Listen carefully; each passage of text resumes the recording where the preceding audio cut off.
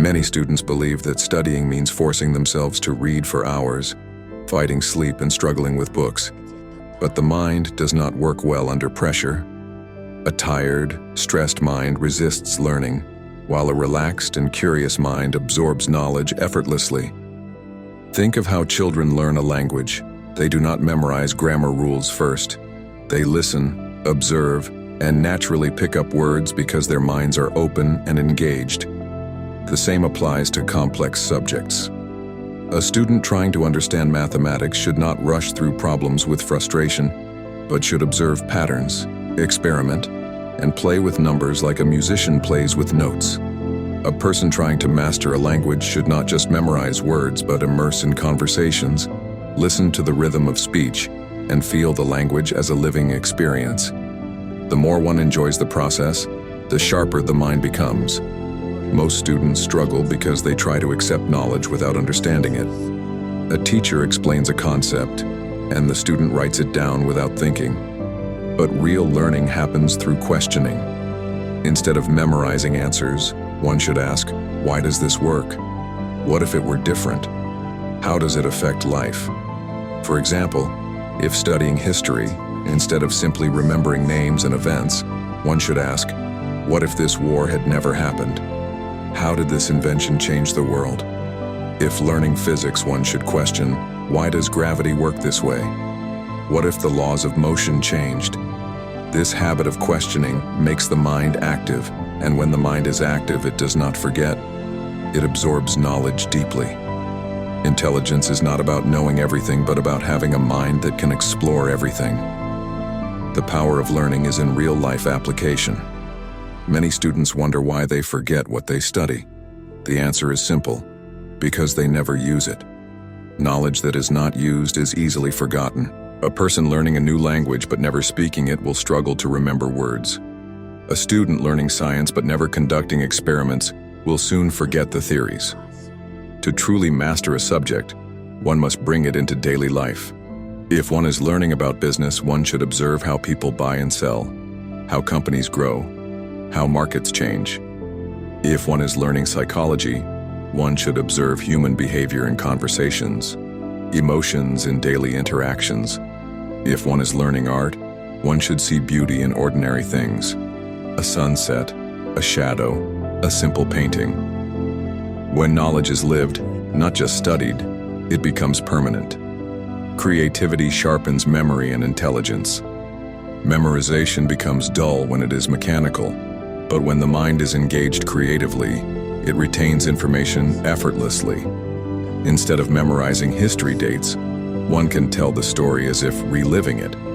Instead of struggling with formulas, one can visualize them as part of nature's design. Instead of cramming facts, one can turn them into mind maps, diagrams, or even games. The more creativity is involved, the stronger the memory becomes. For example, when one hears a song, it stays in memory because it engages both logic and emotion. Learning should be the same: engaging, interactive, and alive. The greatest motivation for learning is having a deeper purpose. Many study only because they are told to, because they fear failure, because society expects them to. But this is not true learning. It is compulsion. The greatest students, the greatest thinkers, never studied because they were forced. They studied because they had a fire within. A scientist does not experiment because of exams, but because he wants to understand nature's secrets. An artist does not create because of grades, but because he loves expressing beauty. A true student does not learn just for certificates, but for a deeper hunger to know, to grow, to see beyond limits.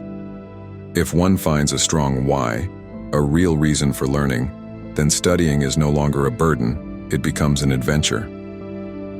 A student of life sees learning everywhere. The problem with modern education is that it makes learning limited to books. But true intelligence is not just in books, it is in everything.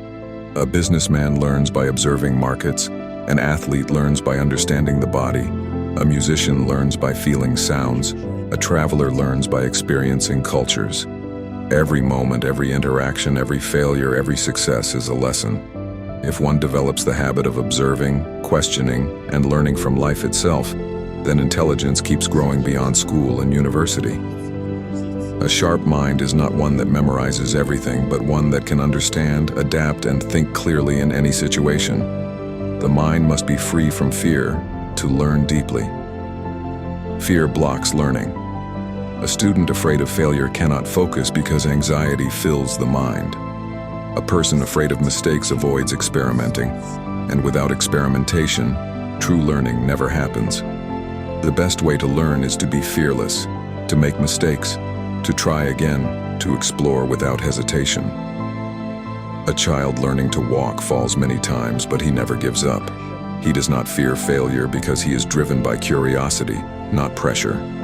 If students approached learning the same way, with playfulness instead of stress, curiosity instead of fear, they would master any subject with ease.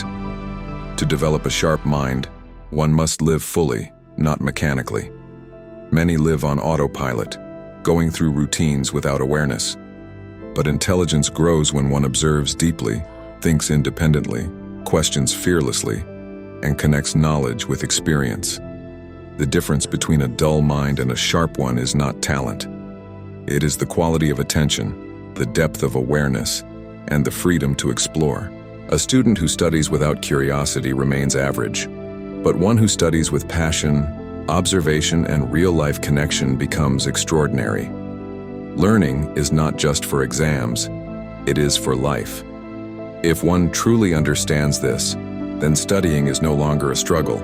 It becomes a lifelong journey of discovery.